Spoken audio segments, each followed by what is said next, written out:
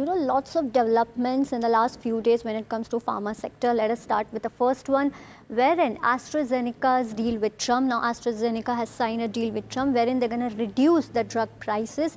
This is the second company after Pfizer who has signed deal with Trump. In return, AstraZeneca will get 3-year exemption from tariff. Now, so AstraZeneca will actually offer new drugs at a discounted pricing as well, and the company will receive 3-year tariff exemption. And also, US has launched a website wherein Americans will get drugs at a very low cost, and AstraZeneca and Pfizer will actually be selling those drugs through this website.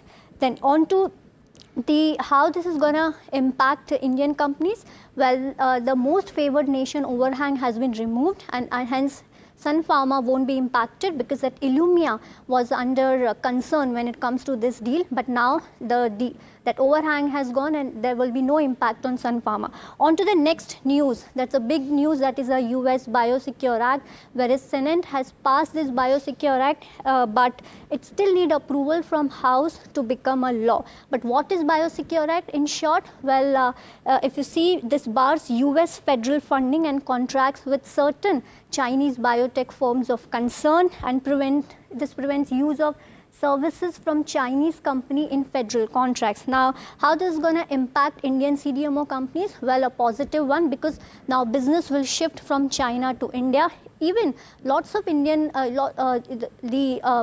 Indian companies in their con call have said that they've received inquiries when it comes to contracts from US. So hence, Indian CDMO companies like Divi's Lab, Laurus Lab, Syngene International will gain from US Biosecure Act. On to the last news, if I were to talk about, let's see what's happening, when it comes to big firms, rather big pharma companies like Eli Lilly and Roche are setting up their facilities in India, and this is going to impact positively when it comes to CDMO sector. So overall, if you see, Laurus Lab and all the CDMO companies, Sai Life Sciences, will actually benefit from this. So basically, India is becoming a huge platform, or a place wherein all big pharma companies are coming up and setting up their facilities in India.